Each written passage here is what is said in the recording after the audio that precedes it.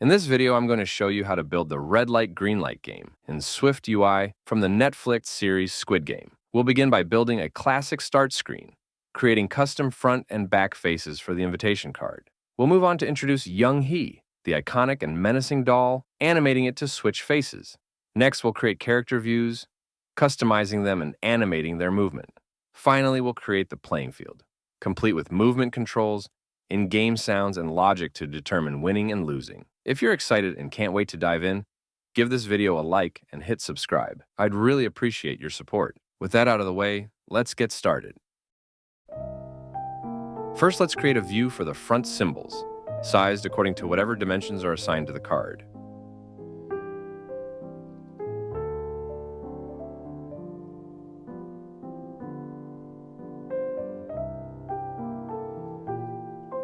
We'll use an H-stack to space the symbols evenly.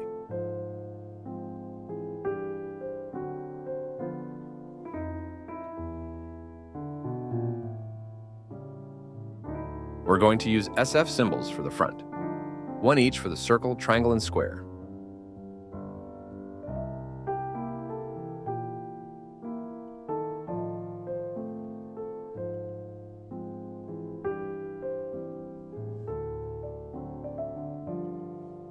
We'll assign a fixed width and height to the card, since it will display as a floating subview.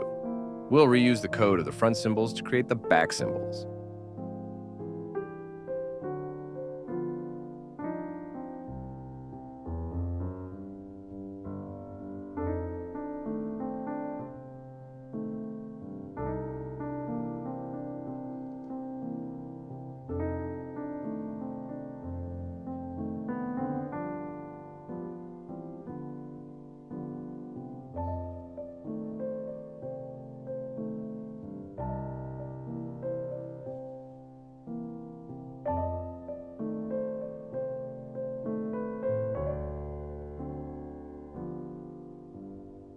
Once again, we'll assign a fixed width and height, same as that of the front symbols.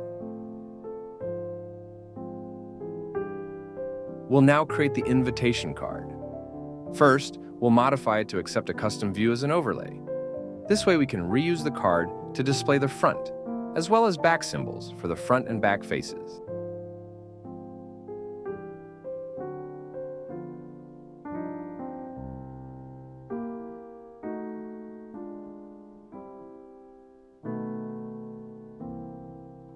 We'll add a radial gradient for the background with custom colors. All the colors, images, sounds, and other assets can be downloaded along with the source code from the links in the description.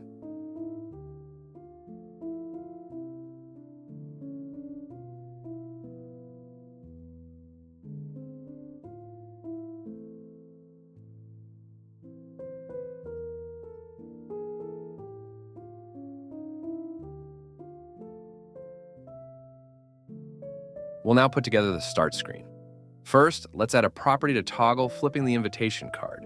We need 2 more state properties to handle the float or bounce animation, as well as navigating to the game view on tapping the card.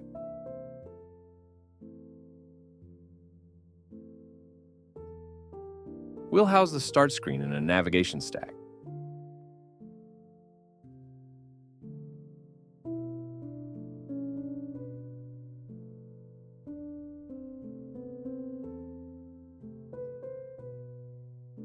Let's give the screen a black background before we add the logo and the invitation card.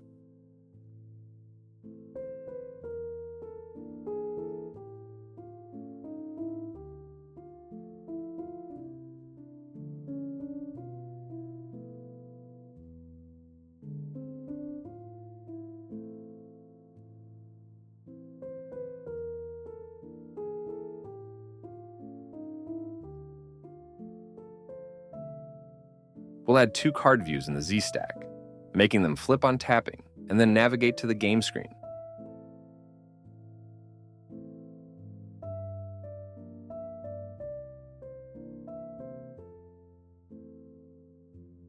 We need to offset the Y position of the card for the animation.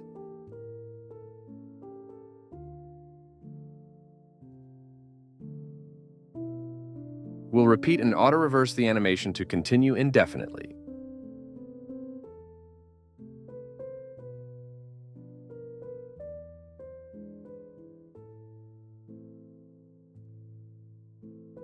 Let's add a tap gesture modifier to the card for navigating to the game.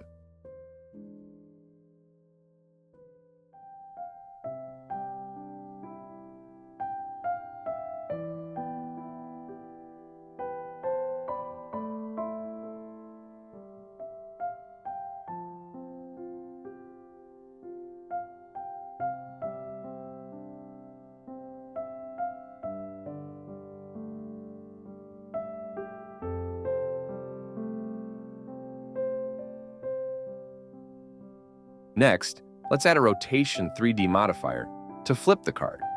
We'll also add a custom animatable modifier to toggle the opacity between flips to make it clean.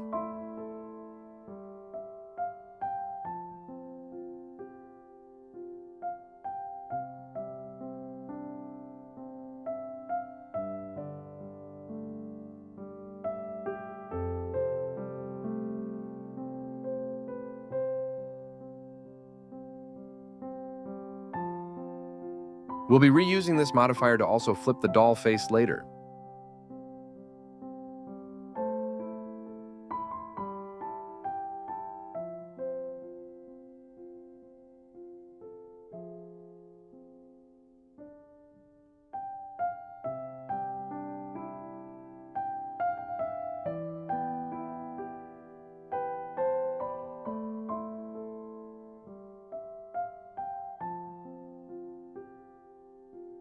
The triangle symbol displays inverted.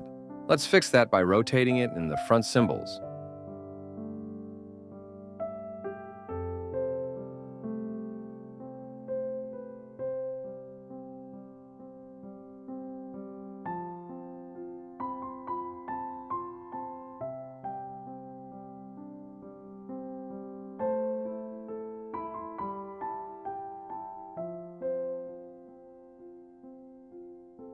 That's better. Let's move on to create the doll view. We need a binding property to control the doll movement. This will be handled later in our game engine. Just like the invitation card, we'll use a Z-stack to display the doll's front and back faces, animating it along the Y-axis.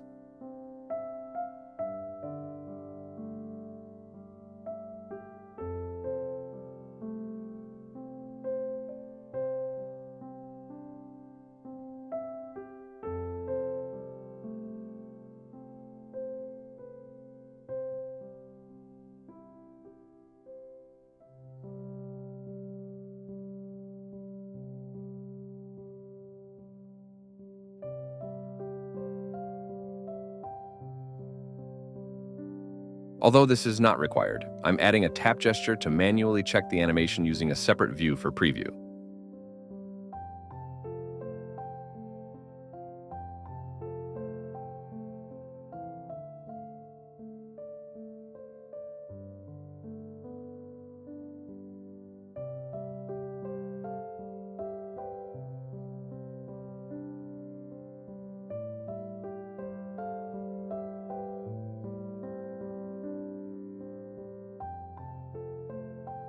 Works great. Let's move on to create the player character.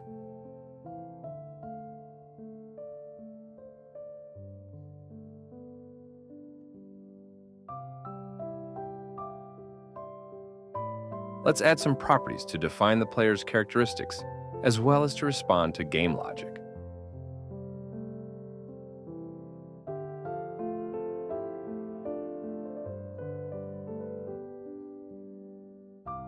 We'll control the player's walk cycle from our game engine, for which we'll use a binding property.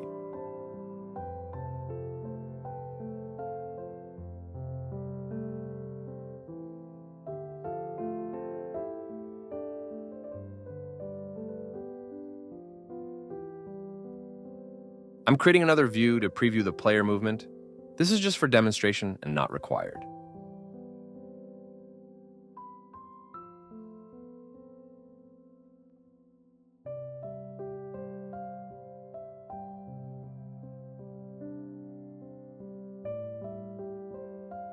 Give this video a like and hit the subscribe button if you haven't already. Turn on notifications so you don't miss any updates.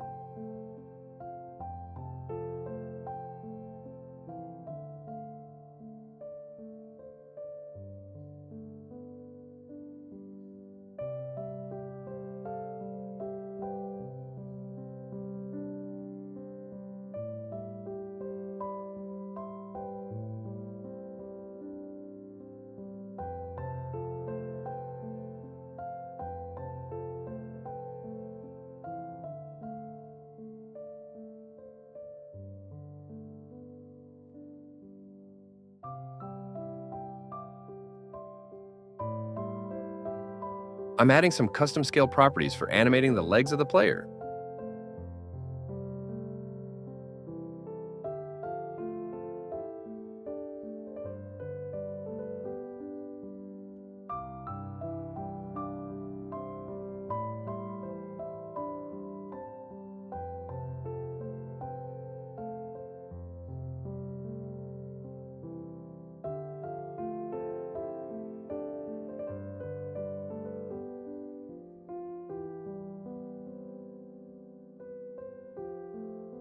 I'm using a geometry reader in order to size the parts of the player according to the frame it'll be shown in.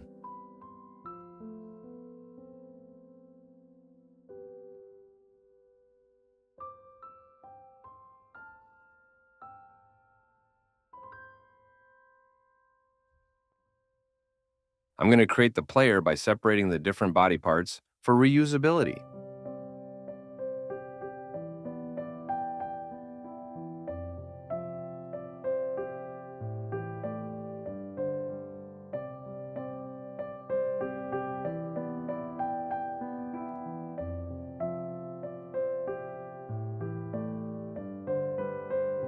I'm configuring the player to only show the front face once they've crossed the finish line.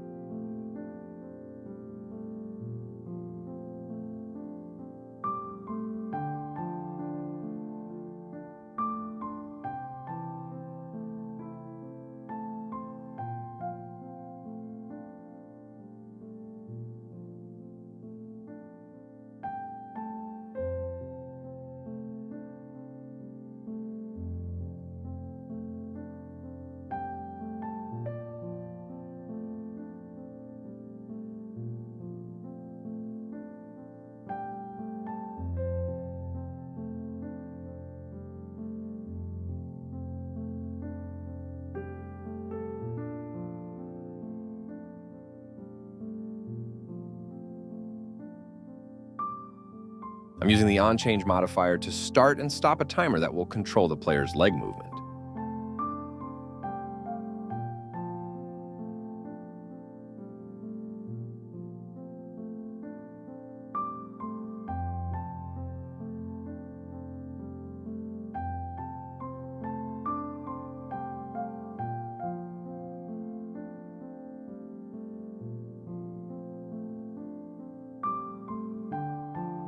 Here, I'm updating the scale for the left and right legs alternately with animation to simulate a walk-like movement.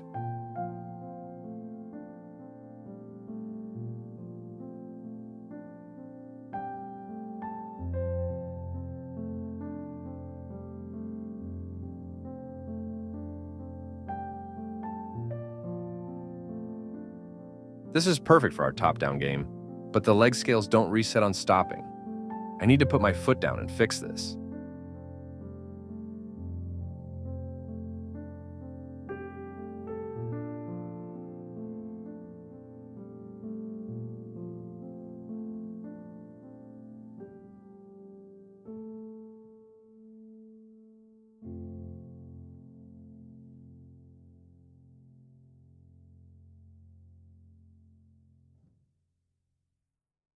This is perfect.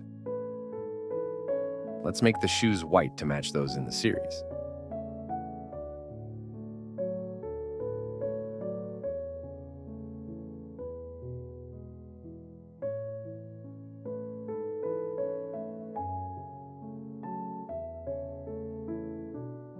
The last thing left to add is an elimination animation. This is nothing but a series of blinks with the player color changed to red to make elimination obvious.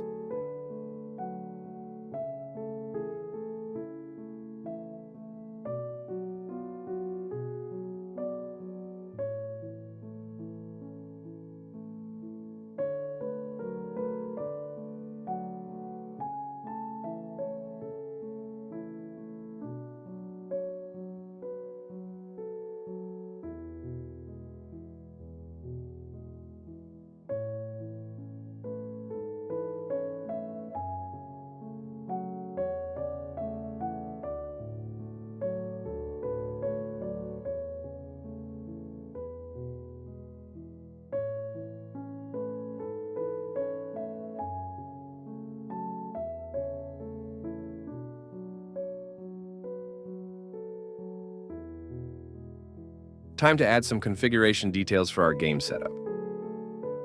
If you'd like to support me, you could buy me a coffee or consider becoming a patron. Links in the description.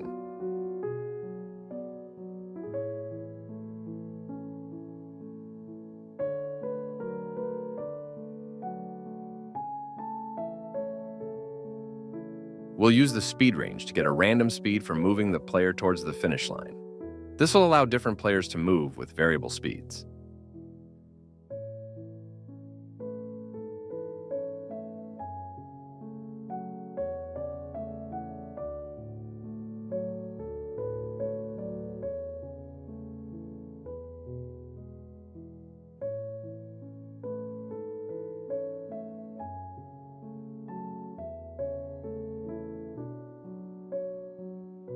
The random game loop delay will be used to make the doll head face backwards, giving the game more variability.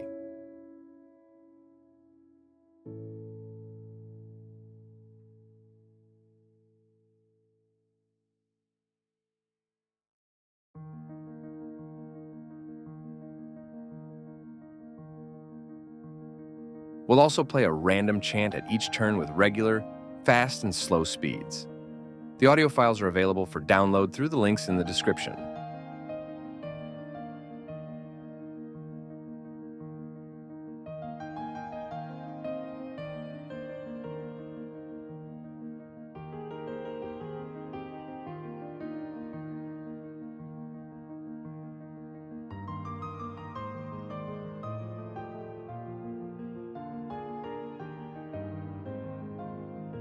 Here I'm adding some random skin colors to differentiate between players.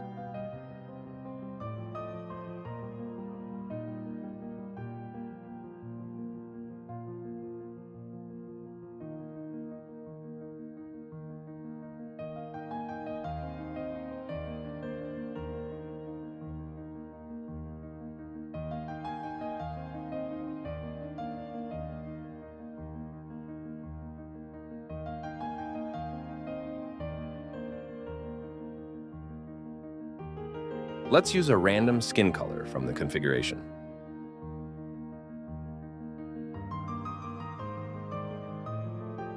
Now I'm adding a player info model to drive player position, animation, and in-game state.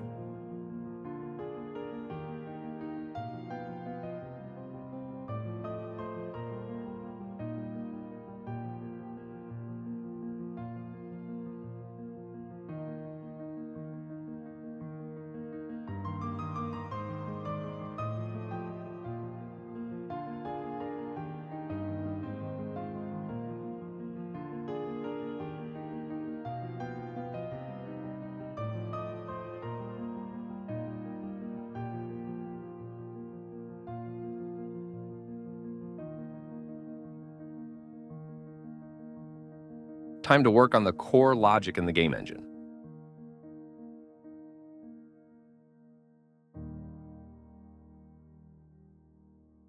Most of the properties are self-explanatory. But if you find something you don't understand, feel free to drop a comment, and I'll do my best to address it.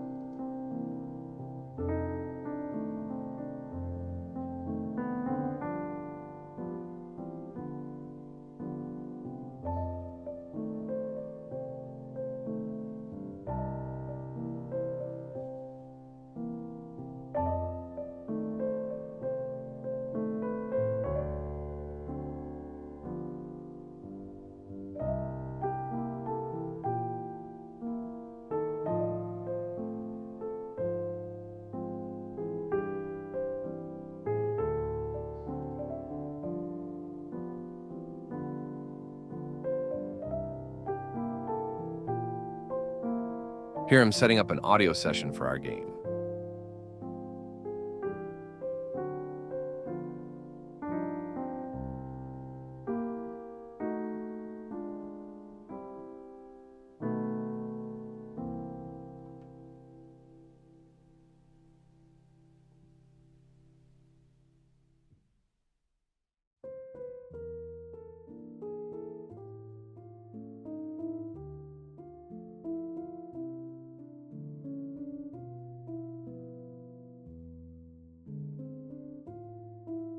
Since I'm providing the user with an option to mute game sounds, we need to update all audio player instance volumes in response.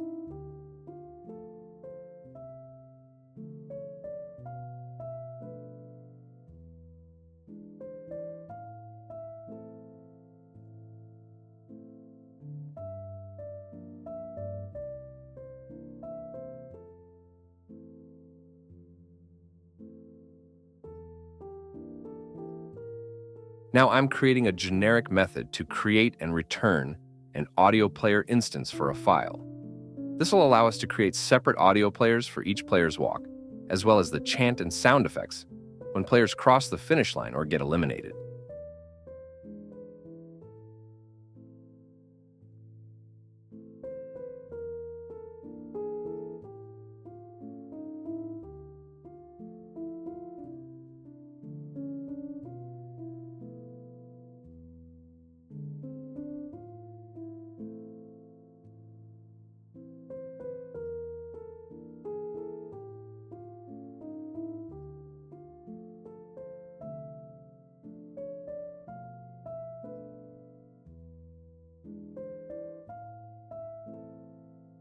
The play audio with timer function will play a chant and run some code once the audio completes to drive the game forward.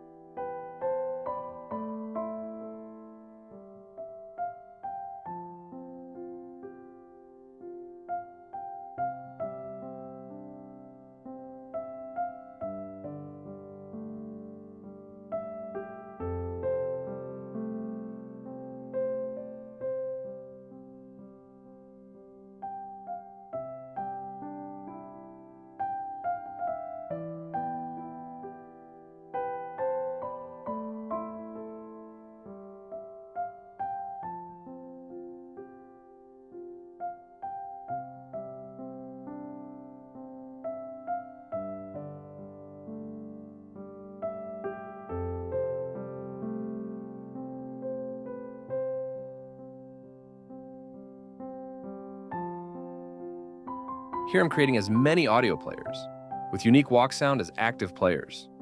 For information, the project includes 5 distinct walk sounds.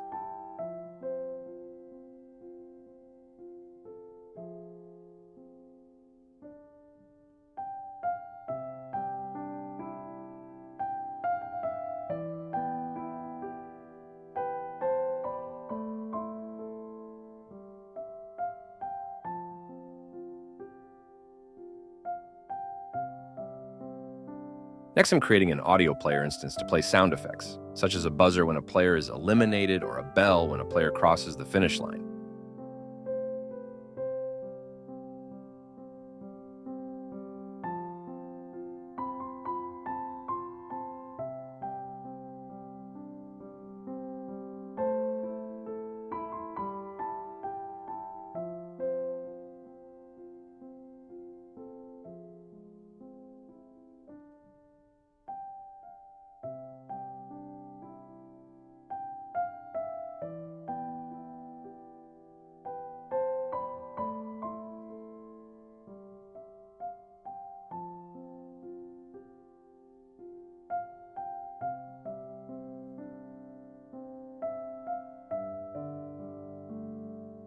The setFinishLine method will be passed in the Y position of the finish line in the playing field.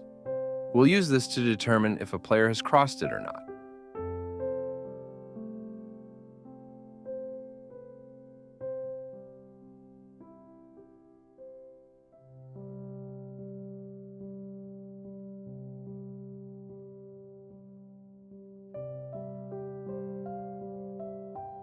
Here I'm resetting timers and other properties to reset game state.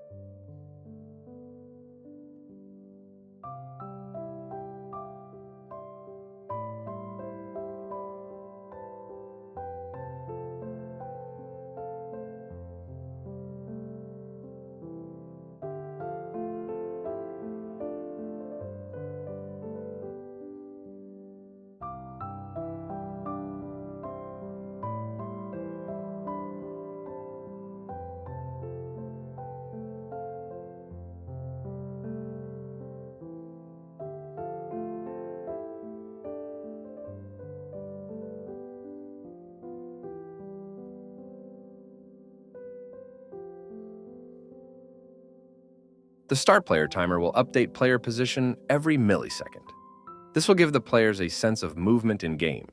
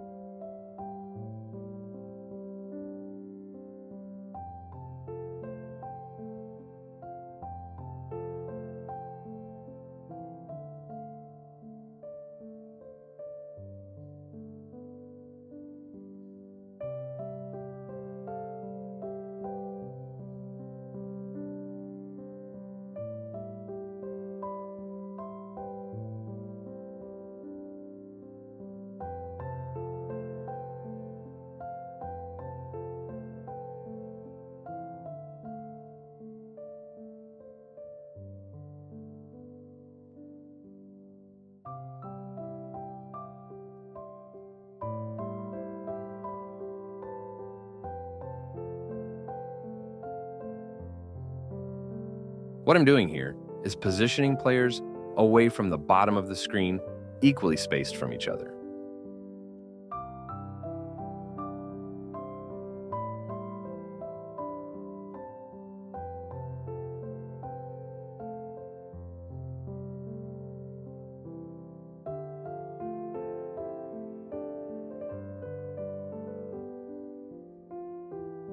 The walking state for each player is set to false to begin with.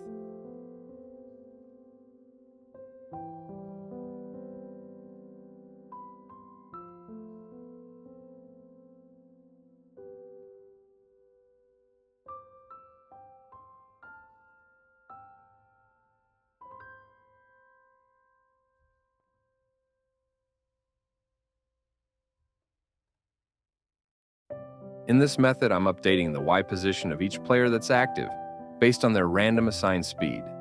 This gives a sense of variable movement, making the game dynamic. If, however, a player's position is completely past the finish line, we handle it separately.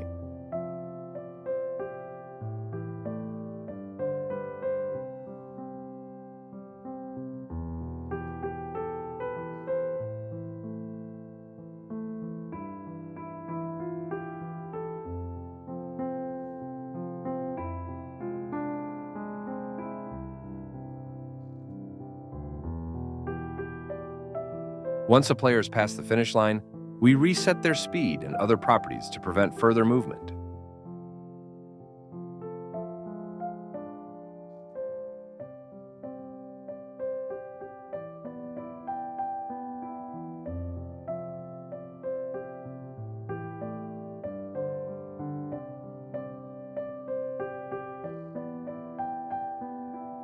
We'll also check the game result to determine if the game should end or not.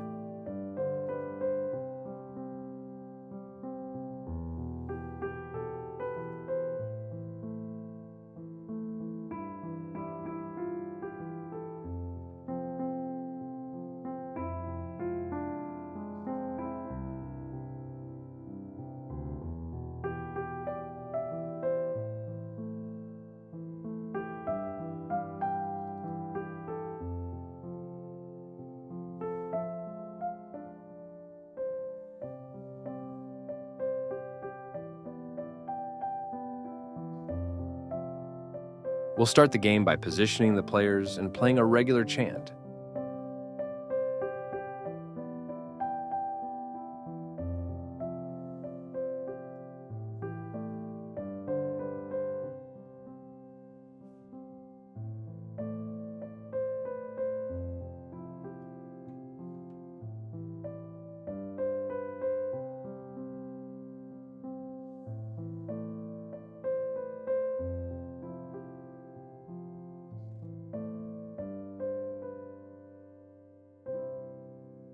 The walking binding creates a two-way binding with the players and their walking state. This keeps the player's walking state in sync.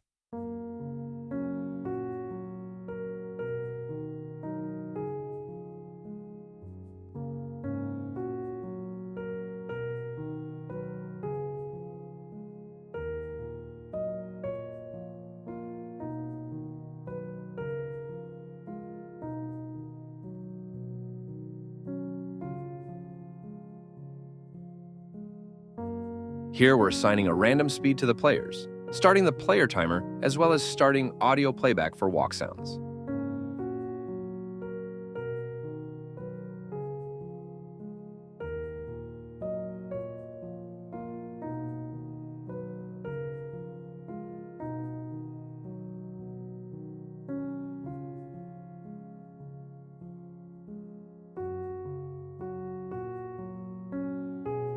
Just a reminder, the entire source code is available for download. Check the links in the description.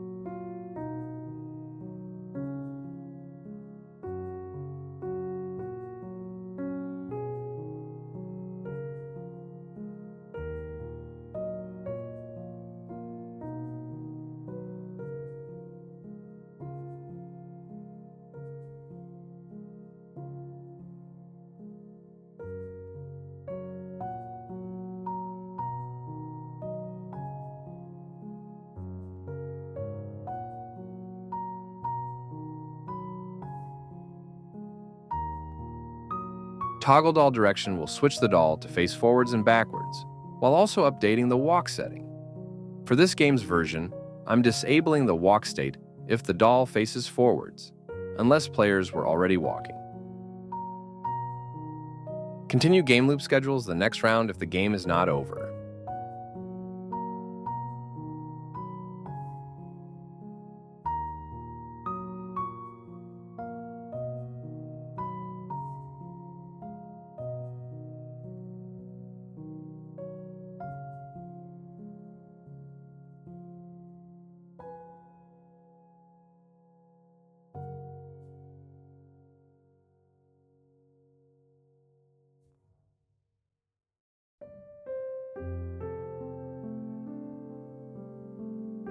Play random audio cues or random chant from among regular, fast, and slow for playback.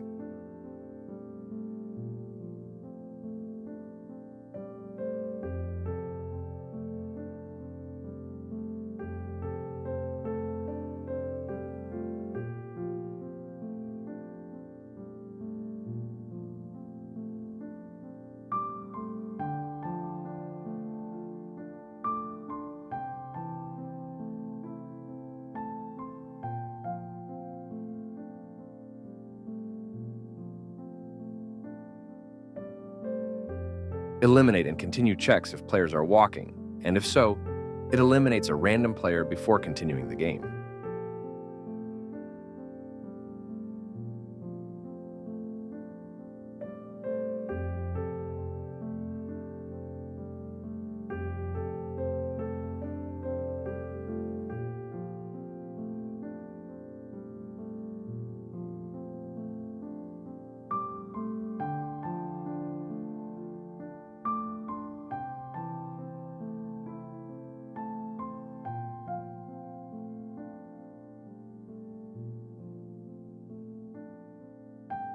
For eliminating a player, we first set is being eliminated to true, to trigger the blinking animation that we set up. Once the animation is done, we remove the player, which also removes it from the playing field.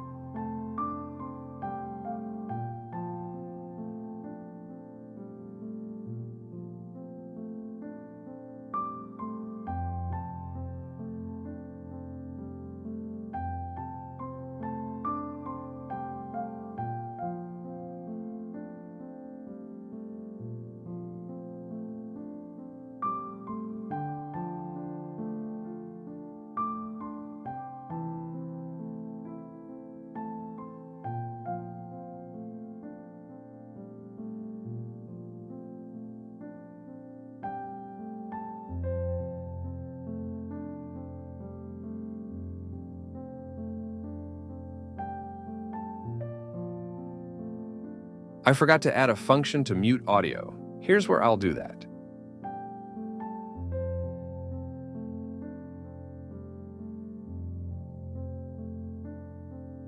If there are no players, we end the game as a loss. But if every active player crosses the finish line, we end the game as a win. You could tweak this to match your preferences.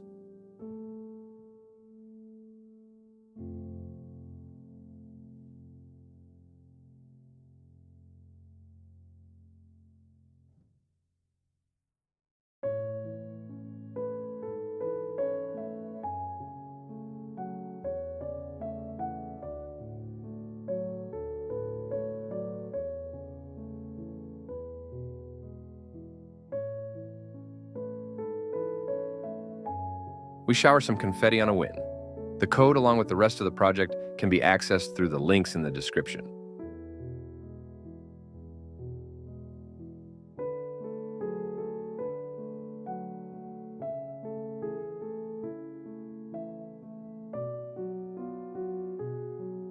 Just fixing a typo here.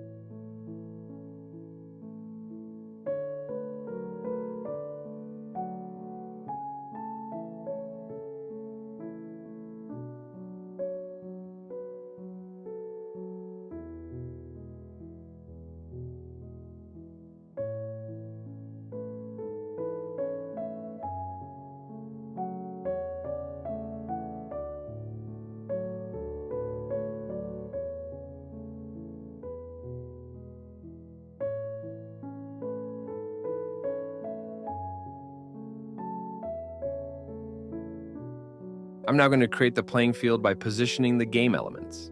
I'll start by adding the audio control.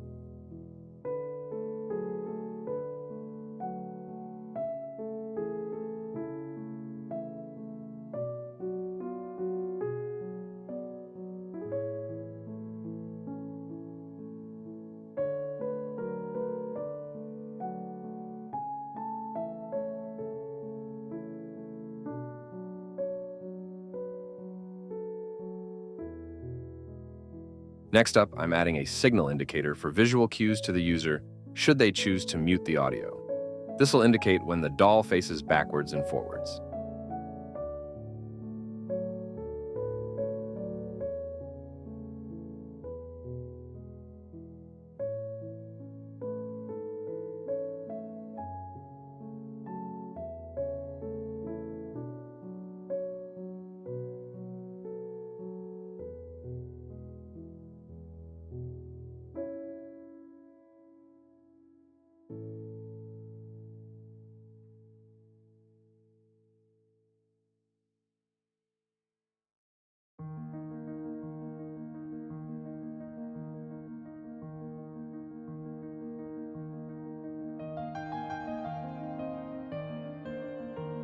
Users can end the game by clicking on Close.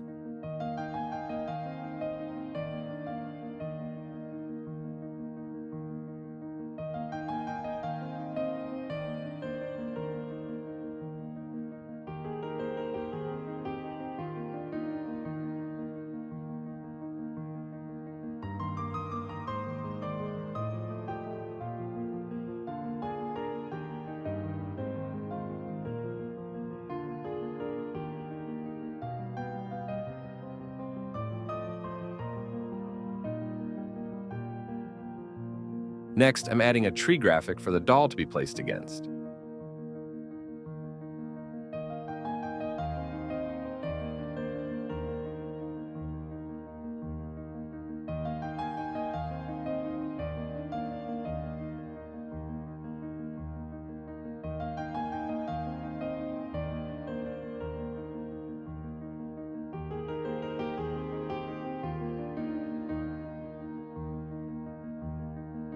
Time to create a guard to stand next to the doll.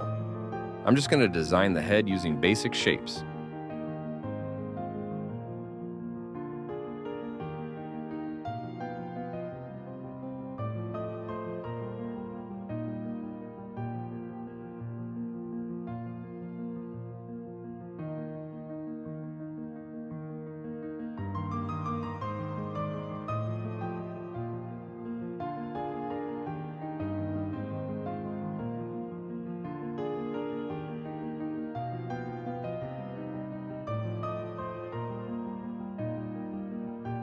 Next, I'm adding the doll to the field.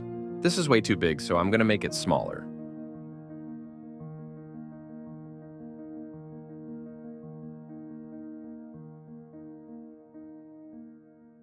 Time to add a finish line.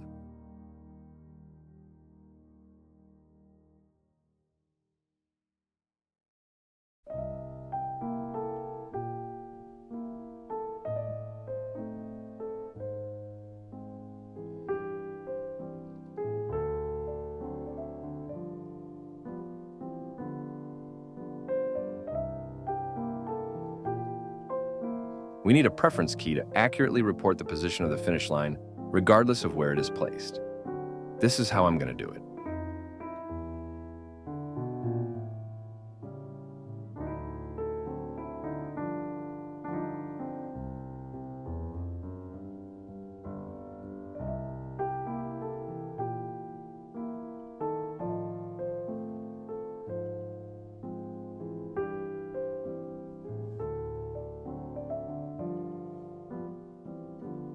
I'm going to pass the finish line position to the game engine through the public function I set up earlier.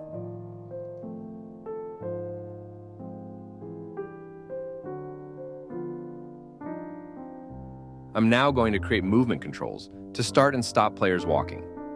To do this, I'll first create a generic circular button that I can reuse.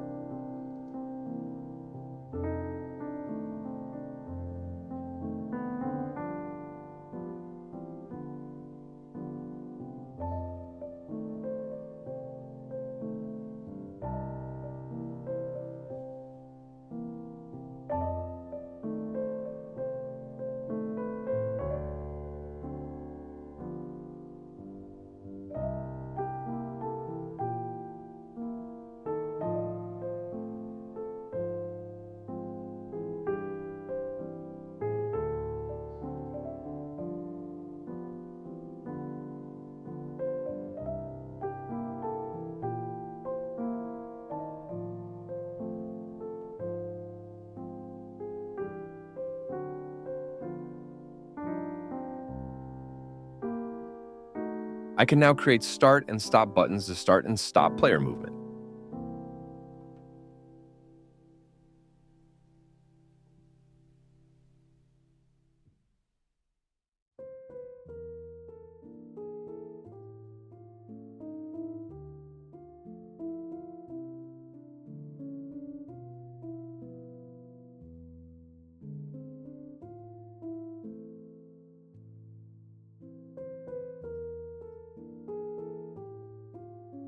As mentioned earlier, I'm going to disable the start walking button once the doll faces forward.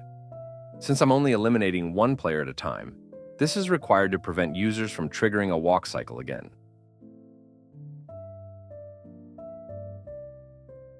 I'm going to place the movement controls right at the bottom of the screen.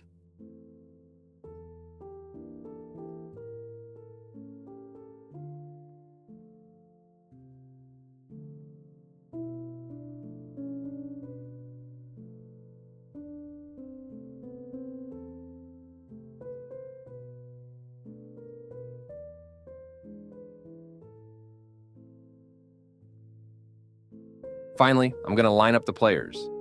The game engine has already been set up to position them conveniently above the movement controls.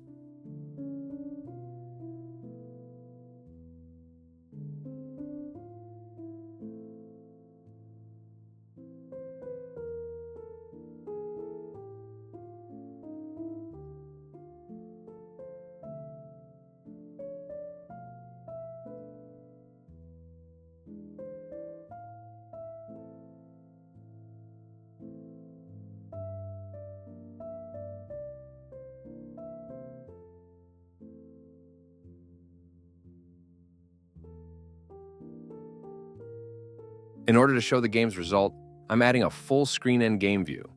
This will contain an image, a text message with the result, and a button to go back to the starting screen.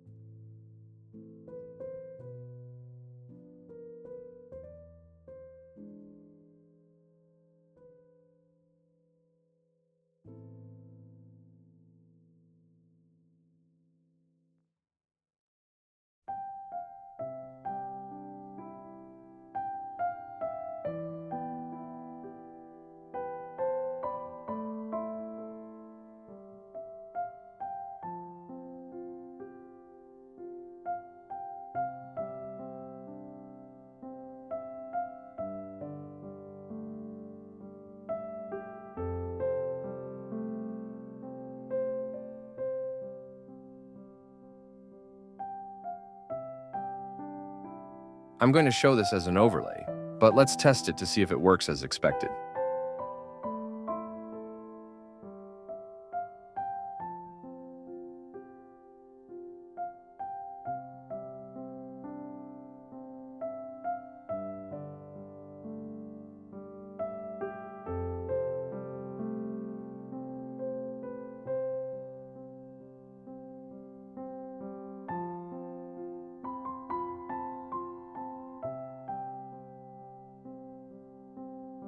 I'm adding code to display confetti should the user win the game. I'm also going to start the game as soon as the view appears, throwing the user in the midst of the action. There appears to be an issue with the signal display. I'm going to fix that now.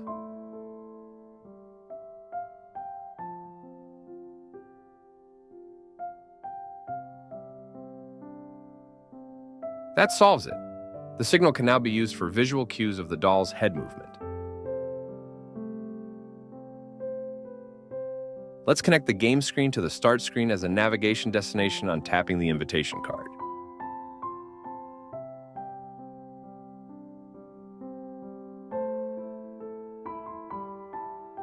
Let's also stop the walking sounds when players stop walking.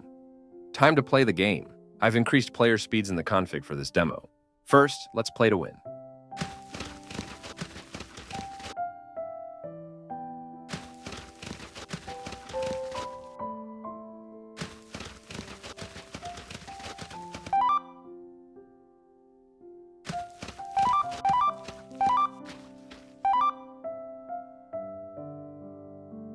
Let's have another playthrough, but losing this time.